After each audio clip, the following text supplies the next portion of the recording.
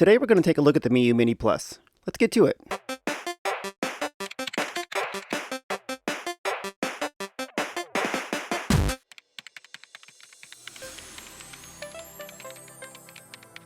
The Miyoo Mini Plus is a Linux-based handheld gaming device. It has a 3.5-inch screen, it's powered by an ARM Cortex-A7 dual-core processor that runs at 1.2 GHz, and we're looking at the black transparent model today, but there's more than one color available. A couple of items worth calling out. The IPS display runs at a resolution of 640 by 480 in a 4:3 ratio. It has 64 gigs of storage that's expandable up to 128 gigs. There's a 3000 mAh battery in here that advertises upwards of 5 hours of game time.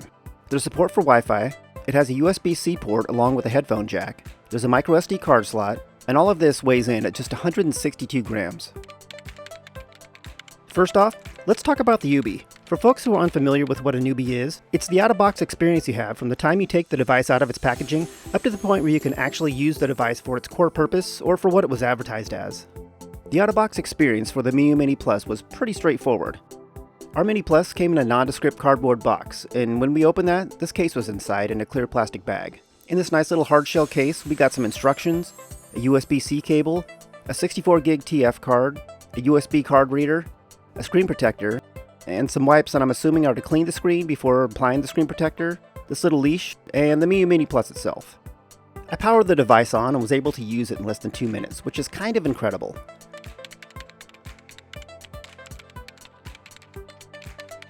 The stock OS is pretty basic, but also very functional in a utilitarian way. A quick tour of the stock main screen. It has 6 options to choose from, 5 of which revolve around launching games and apps, and the last option is the settings section.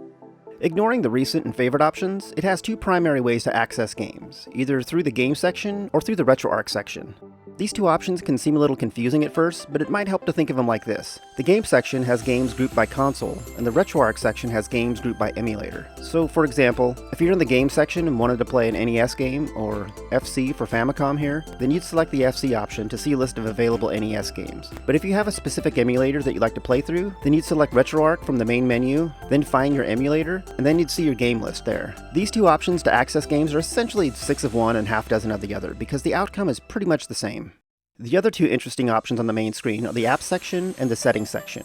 The Apps section seems to have native apps, and I say seems to because at this point there's nothing to indicate what any of these sections really are, at least not in the instruction manual, and there's no help section in the OS. At any rate, the software in this section wasn't always in English, so I was out of luck. However, of the 3 games that I ran that had English in the description, none had in-game menus that were also in English. So again, I was out of luck.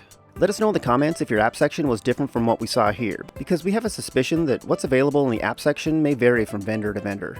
The last option on the main screen is the settings section, and the options available here were almost all self-explanatory, except for a few.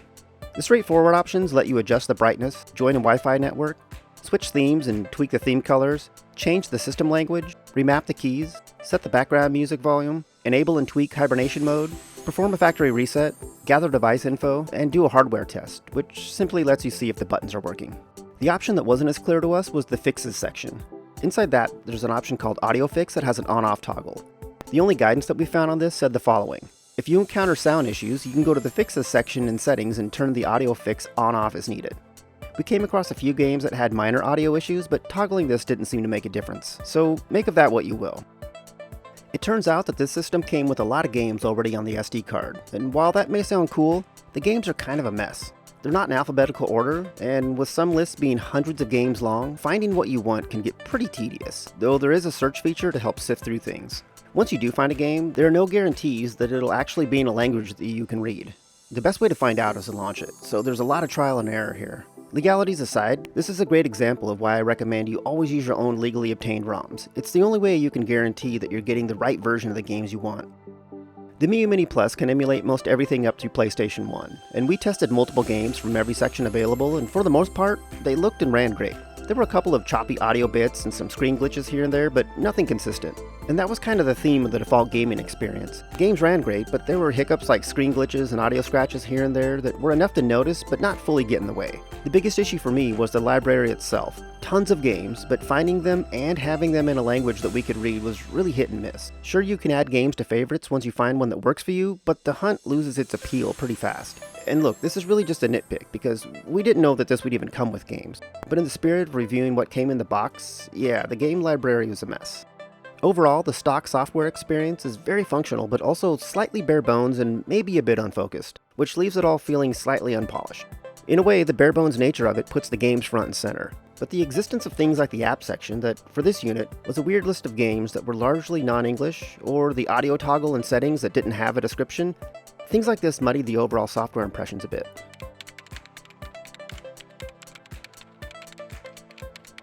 The build quality's decent. It doesn't feel too plasticky, and nothing feels or sounds like it's not put together well. No unexpected creaks or rattles. It definitely feels like a retro game device, and by that I mean they nail the feel of what it's like to hold something like a Game Boy. The A, B, X, Y buttons have a decent amount of travel and don't feel too cramped at all. The start and select buttons are both easy to hit and have just the right amount of feedback when pressed. I'm not as impressed with the D-pad, but that's not to say it feels bad by any means, rather it just feels like a slightly mushy D-pad. And speaking of mushy buttons, the power button up top is easily the mushiest of all. It's hard to tell when you found it, and also hard to tell if you actually pressed it. The volume buttons also kind of fall into the mushy category, but they're a bit easier to tell when you're pressing them. There's a menu button in the center, and pressing it brings up an extra set of options that are mostly contextual to what you have selected. At the OS level, you can use it to refresh the ROM list, clear the recent list, or add/remove favorite games. With games, it acts as a menu button that brings up a high-level menu where you can save and load states, access a submenu that's related to RetroArch, or exit the game entirely. There's 4 shoulder buttons on the back: R, R2, L, and L2. R2 and L2 are slightly raised, making them easier to find, and the clickiness of these is somewhere between the A, B, X, Y, and start and select buttons. Once I found a hand placement for holding the Mini Plus that felt best to me, it was easy enough to not accidentally hit these buttons, but for me there's no real way to not have my fingers either right up against them or resting right over them. The real issue that I have with them firing off accidentally is when they're used in combination with the menu key, and more on that in a bit. The other item of interest in the back is the battery. It's a removable, replaceable, and rechargeable battery that you can access by popping off the back cover. The cover's actually pretty securely in place, which is a good thing. I'm a big fan of the screen on the Miyoo Mini Plus. First off, and most noticeable, it covers just over half of the front side of the device, which isn't always the case with vertical handhelds. It's pretty cool though, because for me it plays a mental trick and convinces me that the screen is larger than it actually is. It has a 4:3 ratio that's perfect for games up through PS1. Colors are great, though I wouldn't go as far as to say they're excellent, but for me that works in favor of the Mini Plus. It helps it lean into the overall retro feel of the device.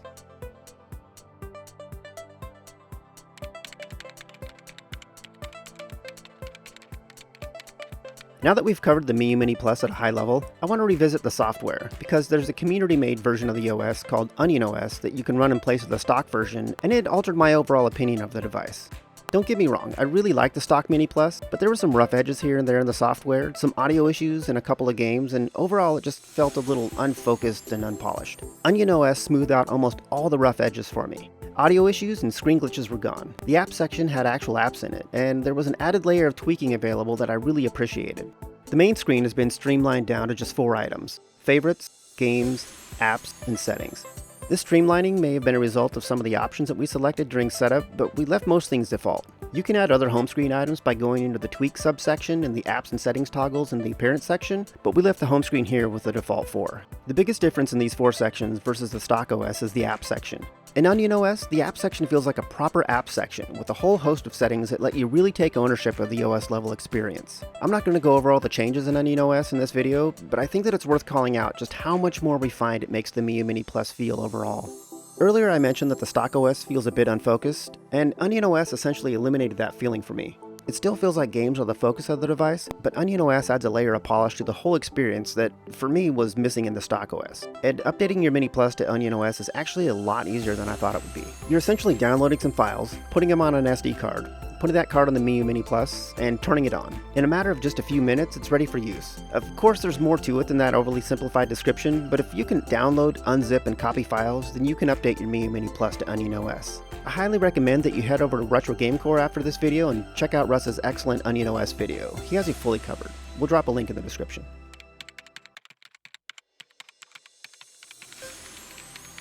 We ended up swapping out the games that our Mini Plus came with and used our own. We hit 9 different consoles and everything looked and ran great. Everything that we're showing here is running on Onion OS.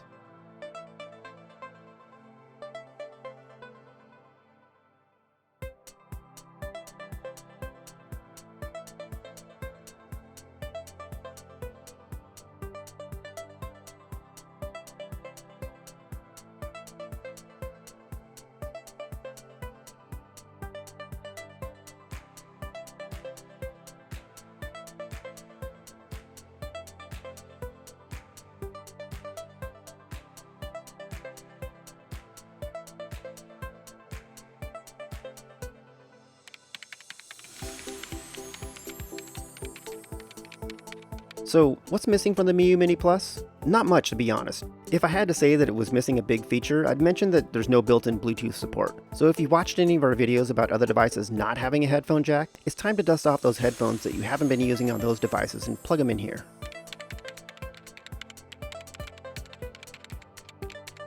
Let's talk about limitations of the Miyoo Mini Plus. Out of the box, the battery didn't last as long as advertised. We were able to fix this by tweaking the hibernate and sleep settings, and now we're getting battery life that better aligns with what was advertised, but it wasn't obvious why the battery was dead the first day after initial setup. The stock OS is functional, but a bit rough around the edges, and it just felt unfocused in places. This is easily addressed by swapping to Onion OS, but it would have been nice to have Onion OS in the OOBE. I can see the buttons being a bit cramped for folks with larger hands. They're smaller than buttons on a standard size controller, and they're closer together as well. I accidentally hit the save state combo a few times, and this was largely due to the lack of empty real estate for your fingers. It wasn't a huge issue for us here, but your mileage may vary.